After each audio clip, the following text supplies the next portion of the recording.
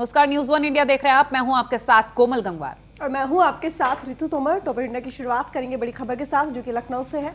पंचायत चुनाव से जुड़े सूत्रों के हवाले से बड़ी खबर। 30-31 मार्च को हो सकता है पंचायत चुनाव की तारीखों का ऐलान। सूत्रों के हवाले से ये बड़ी खबर आपको बता रहे हैं। 18 मार्च को राज्य निर्वाचन आयुक्त सभी डीएम कप्तानों के साथ बैठक करेंगे। वीडियो कॉन्फ्रेंसिंग के जरिए यूपी के 75 जिलों के डीएम और कप्तान जुड़ेंगे। पंचायत चुनाव की तैयारियों को लेकर बैठक में चर्चा होगी। 18 मार्च को योजना भवन से दोपहर 1 बजे से वीडियो कॉन्फ्रेंसिंग शुरू हो जाएगी। तो बता दें कि 30-31 मार्च को हो सकता है पंचायत चुनाव की तारीखों का ऐलान। सूत्रों के हवाले से ये बड़ी खबर हम आपको बता रहे हैं। आपको बता दें कि पंचायत चुनाव को लेकर तैयारियां तो बहुत पहले से शुरू हो गई हैं, लेकिन इस बात को लेकर कयास लगातार लगाए जा रहे थे कि आखिर पंचायत चुनाव होंगे कब, और इसी की वजह से अभी तक तारीखों का ऐलान नहीं हुआ था। और बार बार ये कहा जा रहा था कि जल्दी ही चुनाव हो जाएंगे, अप्रैल तक खत्म हो जाएंगे, मार्च में शुरू हो जाएंगे। कुछ इसी तरह की जो कयास थे वो लगाए जा रहे थे, लेकिन उन सभी कयासों को कुछ ही दिनों में अब विराम मिल जाएगा, क्योंकि पंचायत चुनाव से जुड़ी ये बड़ी खबर हम आपको बता रहे हैं। 30 से 31 मार्च को पंचायत चुनाव की तारीखों का ऐलान हो सकता है। 18 मार्च को राज्य निर्वाचन आयुक्त सभी डीएम कप्तानों के साथ बैठक करेंगे। वीडियो कॉन्फ्रेंसिंग के जरिए यूपी के 75 जिलों के डीएम और कप्तान जुड़ेंगे। पंचायत चुनाव की तैयारियों को लेकर बैठक में चर्चा होगी। 18 मार्च को योजना भवन से दोपहर 1 बजे वीडियो कॉन्फ्रेंसिंग इसके बारे में शुरू हो जाएगी। तो ये जानकारी देने के लिए पंचायत चुनावों को लेकर 18 मार्च को वीडियो कॉन्फ्रेंसिंग भी हो सकती है योजना भवन से। हालांकि आपको बता दें कि आरक्षण की अगर बात करें तो आरक्षण और इसके साथ ही पुनर्सीमन तमाम तरह की प्रक्रिया हो चुकी है, लेकिन बस चुनाव की तारीखों का ऐलान होना बाकी है।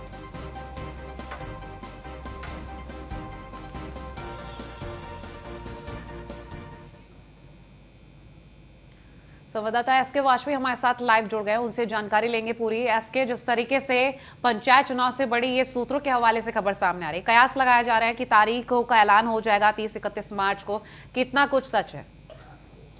बिल्कुल 30-31 तारीख को यूपी पंचायत चुनाव तारीखों का ऐलान हो सकता है, क्योंकि हाईकोर्ट ने निर्देशित किया है कि 25 मई तक यह प्रक्रिया पूरी करा ली जाए, जिसमें जहां पहले 30 अप्रैल डेट थी, जिसमें ग्राम प्रधान, ग्राम पंचायत सदस्य, साथ ही साथ बीडीसी को लेकर 30 अप्रैल तक चुनाव कराने जाने थे। लेकिन चूंकि हाईकोर्ट ने जो पुरानी आरक्षण सूची थी, जो चक्रानुक्रम के अनुसार जारी हुई थी, उसको निरस्त कर दिया है और दोबारा से यूपी सरकार को आदेश दिया है कि वो 12 दिन के अंदर, मतलब 27 मार्च तक नई सूची जारी कर दे, जिसको लेकर यह बहुत ज्यादा उम्मीद है कि जब 27 तारीख को नई सूची आरक्षण की पूरे प्रदेश भर में जारी हो जाएगी, जिसके बाद 30 या 31 वो तारीख हो सकती है जिस दिन आयोग चुनाव की तारीखों का ऐलान कर सकता है। तो निश्चित है कि उत्तर प्रदेश में बड़े पैमाने पर त्रिस्तरीय पंचायत चुनाव होने हैं, और सबसे बड़ा देश का सूबा है, जहां एक तरफ उत्तर प्रदेश में बोर्ड की परीक्षाएं चल रही होंगी, वहीं दूसरी तरफ कहीं न कहीं पंचायत चुनाव भी होंगे, क्योंकि ज्यादातर स्थानों पर स्कूल्स को ही मतदान केंद्र बनाया जाता है। तो ऐसी स्थिति में कहीं न कहीं इन सारी चीजों को लेकर कयास चल रहा है। तो 30-31 मार्च वो तारीख हो सकती है जिस दिन यूपी में पंचायत चुनाव की तारीखों का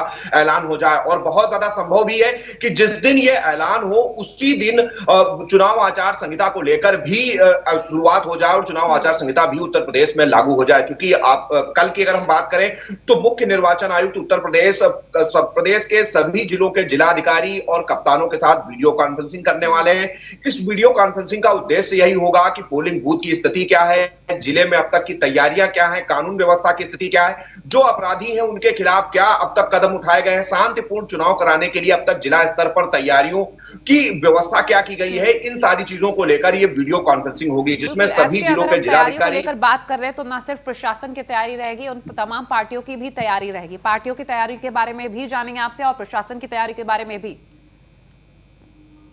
बिल्कुल, अगर हम देखें जिस तरीके से शासन प्रशासन की तरफ से तैयारियां पूरी हो चुकी हैं, चूंकि पहले 30 अप्रैल को अंतिम तारीख मानकर यूपी सरकार चुनाव कराने की व्यवस्था कर रही थी, सभी जिलों में तैयारियां पूरी कर ली गई थी। चूंकि आरक्षण सूची को हाईकोर्ट ने निरस्त कर दिया था, दोबारा से 15 तारीख को नई आरक्षण सूची 12 दिन के अंदर 27 मार्च को जारी करने का आदेश दिया है। तो कहीं न कहीं तैयारियां तो पहले से ही पूरी है। अगर हम शासन प्रशासन की बात करें, कानून व्यवस्था को लेकर लगातार चीजें मजबूत हैं। जो ऐसे अपराधी हैं जो छोटे मोटे अपराध करते रहे या पिछले पंचायत चुनाव में उनका हिंसा का कोई रिकॉर्ड है, ऐसे अपराधियों के खिलाफ लगातार जिला स्तर पर अभियान चल रहा है। तो कहीं न कहीं कोशिश यही है कि शांतिपूर्ण मतदान कराया जाए। जिस तरीके से उत्तर प्रदेश में 2017 का विधानसभा चुनाव हुआ, 2019 का लोकसभा चुनाव हुआ, उसके अलावा उपचुनाव हुए, वो शांतिपूर्ण हुए, तो उसी तरीके से उत्तर प्रदेश में पंचायत के चुनाव भी शांतिपूर्ण तरीके से संपन्न कराए जाएं, जिसको इसकी लेकर क्या उम्मीद लगातार जताई जा प्रशासन रही है? तैयारियां कर रहा है। कितने चरण में पंचायत चुनाव हो सकते हैं? क्योंकि एक तो कोविड-19 की अगर बात करें तो वो अभी पूरी तरीके से खत्म नहीं हुआ है, भले ही वैक्सीनेशन आ गई हो, और एक बार दोबारा से ये चीजें देखी जा रही हैं कि दोबारा संक्रमण फैल रहा है।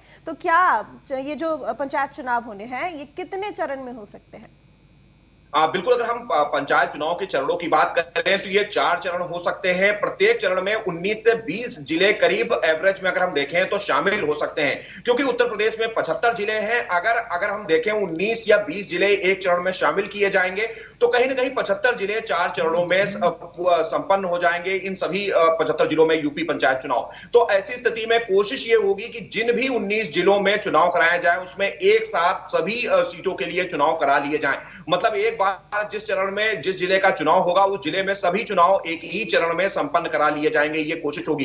क्योंकि पंचायत चुनाव को लेकर आयोग की कोशिश यही होगी कि एक ही बार में जो फोर्स और बाकी जो इंतजाम किए जाएं उसका कहीं ना कहीं पूरी तरीके से खाका तैयार कर लिया जाए और 4 चरणों में ये चुनाव उत्तर प्रदेश में कराए जाएं। क्योंकि कहीं ना कहीं उत्तर प्रदेश में बोर्ड परीक्षाएं भी हैं और ये पैरेलल चलेंगी जब उत्तर प्रदेश में पंचायत चुनाव हो रहे होंगे। तो बहुत ज्यादा संभव यही है कि पंचायत चुनाव के दौरान जो बोर्ड परीक्षा की तारीखें हैं उनमें भी कुछ बदलाव हो। साथ ही साथ में अगर हम तमाम जानकारियों के लिए दिल्ली से खबर, जंतर मंतर पर दोपहर 2 बजे आम आदमी पार्टी का प्रदर्शन होगा। बता दें सीएम अरविंद केजरीवाल प्रदर्शन में शामिल होंगे। सभी मंत्री, विधायक, पार्षद, कार्यकर्ता भी इस प्रदर्शन में शामिल होने जा रहे हैं। राष्ट्रीय राजधानी क्षेत्र संशोधित अधिनियम 2021 का विरोध करेंगे। तो जंतर मंतर पर यह प्रदर्शन होने जा रहा है आम आदमी पार्टी का, और खुद सीएम अरविंद केजरीवाल इस प्रदर्शन में शामिल होंगे। सभी पार्टी के मंत्री, विधायक, कार्यकर्ता शामिल होने जा रहे हैं। बता दें बुलंदशहर से बड़ी खबर है, जहां पर बाइक बोट मामले में फरार आरोपी भूदेव सिंह के घर की कुर्की हुई। आरोपी भूदेव सिंह के अनंत एनक्लेव स्थित घर की कुर्की हुई और एफटीसी 2 न्यायालय गौतम बुद्ध नगर के आदेश पर यह कुर्की की गई है। मेरठ ईओडब्ल्यू की टीम ने बुलंदशहर पुलिस के साथ मिलकर ये कार्रवाई की। कई महीनों से फरार चल रहा था बाइक बोट कांड का मुख्य आरोपी भूदेव सिंह।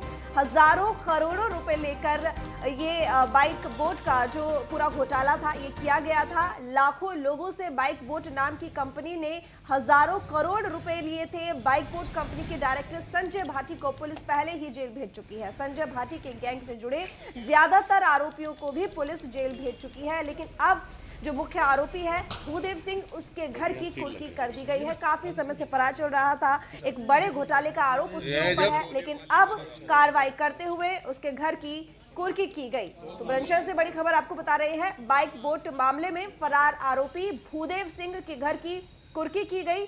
आरोपी भूदेव सिंह के अनंत एनक्लेव स्थित घर की कुर्की हुई है।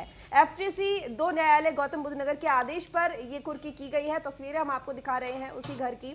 मेरठ ईओडब्ल्यू की टीम ने बुलंदशहर पुलिस के साथ मिलकर यह बड़ी कार्रवाई की है। कई महीनों से फरार चल रहा है बाइक बोट कांड का आरोपी भूदेव सिंह। हजारों करोड़ों रुपए लेकर यह फरार हुआ था और बाइक बोट नाम की जो पूरी कंपनी थी उसकी वजह से पूरा घोटाला हुआ, जिसको यही लोग चला रहे थे। लाखों लोगों से बाइक बोट नाम की कंपनी ने हजारों करोड़ रुपए ठगे थे। बाइक बोट कंपनी के डायरेक्टर संजय भाटी को पुलिस पहले ही जेल भेज चुकी है, लेकिन भूदेव सिंह अभी तक फरार है और इसी पर कार्रवाई करते हुए अब भूदेव सिंह के घर पर यह कुर्की की गई है। संजय भाटी के गैंग से जुड़े ज्यादातर आरोपियों को पुलिस जेल भेज चुकी है।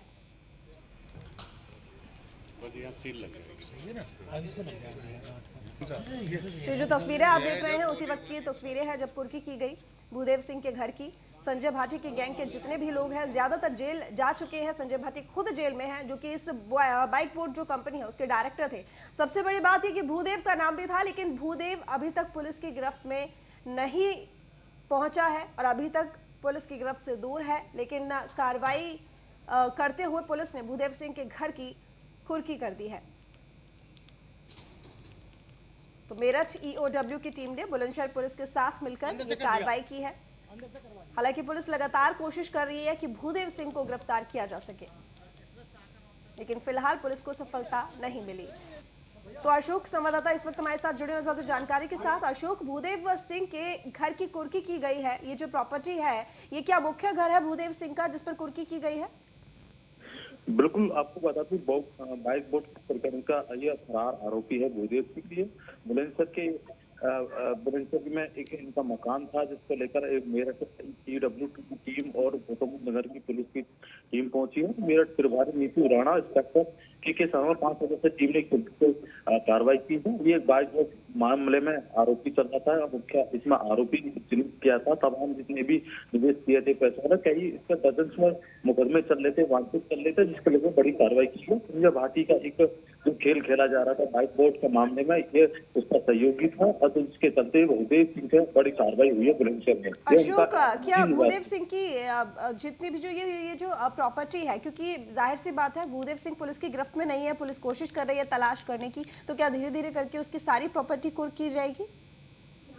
बिल्कुल, आपको बता दें अभी फिलहाल बुलंदशहर की ये नीति आवाज पर कुर्सी का कार्रवाई की गई है। अब देखना ये होगा कि भूदेव ने कहाँ ये तो पैसे से, जो जनता का पैसे से अदर संपत्ति खरीदी गई है, उस पर भी कार्रवाई करने के लिए निर्देश दिए जाएंगे। फिलहाल अभी बुलंदशहर में जो मकान है इनका, जो निजी निवास था, उस पर कार्रवाई की गई है। हजारों करोड़ रुपए का इनका घोटाले का आरोप है, जो आरोप के चलते ये फरार कर रहे हैं, जिसके चलते एक बहुत बड़ी कार्रवाई गौतम बुद्ध नगर पुलिस और बुलंदशहर और भी मेरठ की टीम से कार्रवाई की गई है। चलिए, बहुत शुक्रिया आपका तमाम जानकारी के लिए अशोक।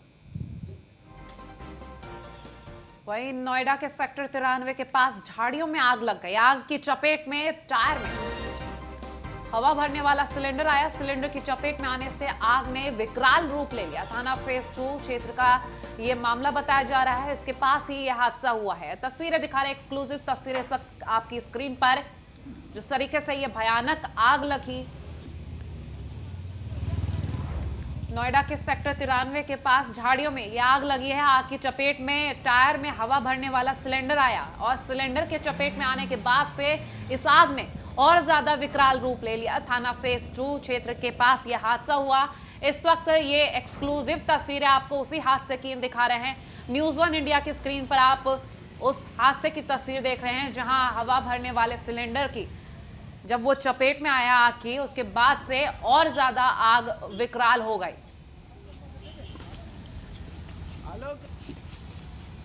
थाना फेज 2 का ये मामला बताया जा रहा है। थाना फेज 2 के पास का ये मामला, जहां ये विकराल आग लगी है। इस वक्त आप इस तस्वीर को देखकर अंदाजा लगा सकते हैं कि कितनी खतरनाक तस्वीरें रही होंगी।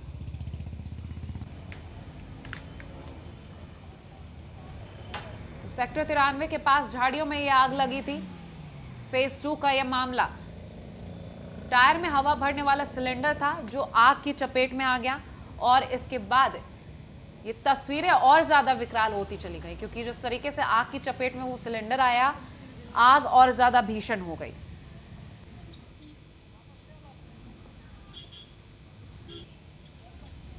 और इस वक्त ये एक्सक्लूसिव तस्वीर आपकी स्क्रीन पर दिखा रहे हैं हम।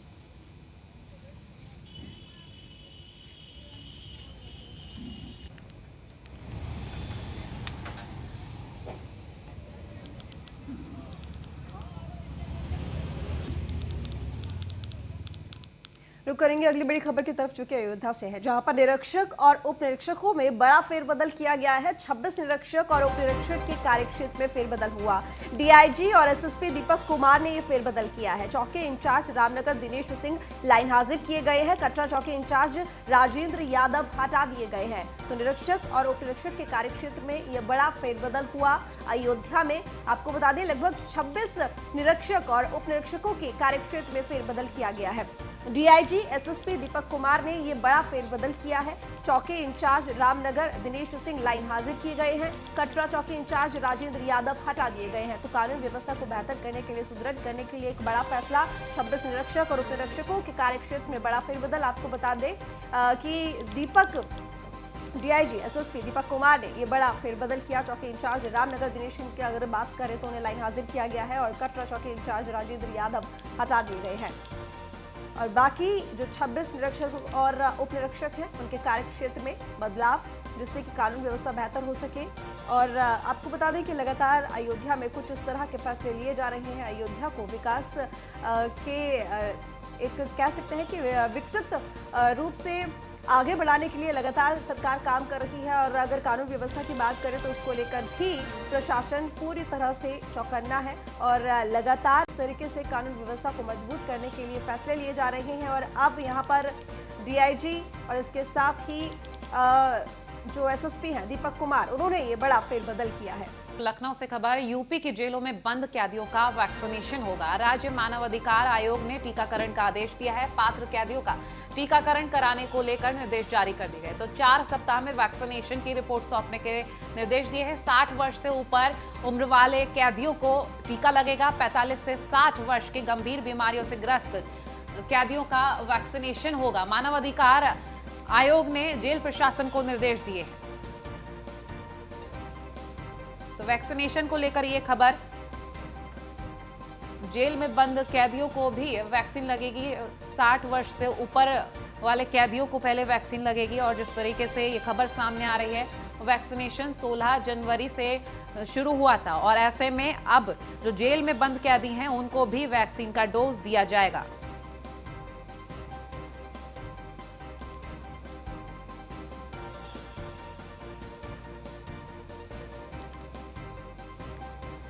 रायबरेली से खबर है जहां पर नगर पालिका के बाबुओं में मारपीट हो गई। अवैध वसूली की बंदरबाट को लेकर भिड़े दोनों बाबू, पैसे के लेन देन को लेकर जमकर थप्पड़ चले। शहर कोतवाली के नगर पालिका का ये पूरा मामला है। तो आपको बता दें कि अवैध वसूली के बंदरबाट को लेकर 2 बाबू आपस में भिड़ पड़े। रायबरेली नगर पालिका के बाबुओं में ये मारपीट हुई है और ये मारपीट इसलिए हो रही है क्योंकि अवैध वसूली के जरिए जो उगाही की गई है, जो पैसा कमाया गया है, उसके बंदरबाट को लेकर देखा जा रहा था कि ईमानदारी इन लोगों ने आपस में शायद नहीं दिखाई होगी, जिसकी वजह से ये आपस में भिड़ पड़े। तो पैसे के लेन देन को लेकर जमकर थप्पड़ चले। शहर कोतवाली के नगर पालिका का ये पूरा मामला है, जिसकी तस्वीरें हम आपको दिखा रहे हैं। तो बता दें आपको, नगर पालिका के बाबुओं में मारपीट इसलिए हुई है क्योंकि अवैध वसूली की जो बंदरबाट हुई उसमें संतुष्ट नहीं रहे ये दोनों लोग और इसी वजह से आपस में भिड़ पड़े। एक्सक्लूसिव तस्वीरें फिलहाल आप न्यूज़ 1 इंडिया की टीवी स्क्रीन पर देख रहे हैं। रायबरेली की यह तस्वीर है जहां पर नगर पालिका के 2 बाबू इसलिए आपस में भिड़ पड़े क्योंकि अवैध वसूली की बंदरबाट ठीक से नहीं कर पा रहे थे। एक दूसरे के ऊपर शक था, संतुष्ट नहीं हुए और उसके बाद आपस में मारपीट करने लगे। तो ये हालत है नगर पालिका के अधिकारियों की, बाबुओं की। जिस तरीके से सरकार लगातार कहती है कि भ्रष्टाचार को लेकर 0 टॉलरेंस की नीति अपनानी है, लेकिन सबसे बड़ी बात कि सरकार सिर्फ नीति, नियम, योजनाएं लागू कर सकती है, लेकिन अगर उसको इम्प्लीमेंट करना है, उसको अमली जामा पहनाना है, तो वो काम तो बाबू और अधिकारी ही करेंगे। लेकिन जब अधिकारियों का हाल यही होगा तो आखिर भ्रष्टाचार कैसे खत्म होगा? सबसे बड़ा सवाल यही है, क्योंकि आपस में यही भ्रष्टाचार को लेकर भिड़ते हुए दिखाई दे रहे हैं। अवैध वसूली के बंदरबाट को लेकर आपस में लड़ते हुए दिखाई दे रहे हैं। बहरहाल आपको बता दें कि ये पूरा मामला रायबरेली की नगर पालिका का है, जहां पर अवैध वसूली के बंदरबाट को लेकर ये दोनों ही युवक, दोनों ही बाबुल साहब आपस में भिड़ पड़े। तो पैसे के लेन देन को लेकर बात नहीं बनी और जमकर एक दूसरे के ऊपर थप्पड़ चलाए। तो शहर कोतवाली के नगर पालिका का ये पूरा मामला है।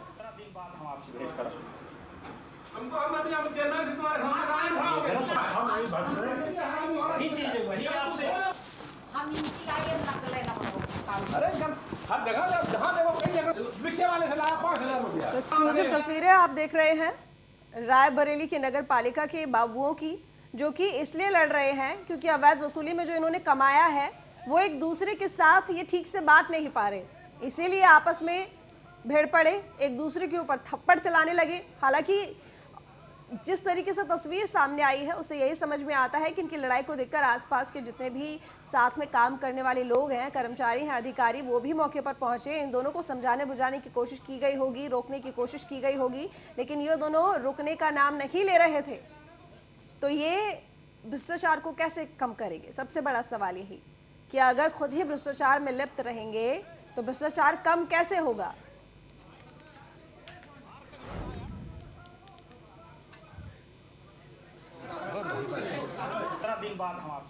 और हापुड़ से खबर, मामूली कहासुनी के बाद 2 पक्षों में मारपीट हुई। बता दें, बीच सड़क पर दोनों गुट जमकर भिड़ गए। आपस में लाठी डंडे और लात घूंसे भी चले हैं। जबरदस्त मारपीट का वीडियो कैमरे में कैद हुआ है। बहादुरगढ़ थाना क्षेत्र का पूरा मामला बताया जा रहा है। हापुड़ की बहादुरगढ़ थाना क्षेत्र का पूरा मामला मामूली कहासुनी के बाद लात घूस से चल गए। यहां पर तस्वीरें दिखा रहे हैं इस वक्त आपको, किस तरीके से जमकर मारपीट हुई है। कहासुनी के बाद ये जो दोनों पक्षों में मारपीट हुई उसकी वीडियो इस वक्त आपकी स्क्रीन पर दिखा रहे हैं हापुड़ के ये तस्वीरें। 20 सड़क पर दोनों गुटों में जमकर लात घूसे चले हैं।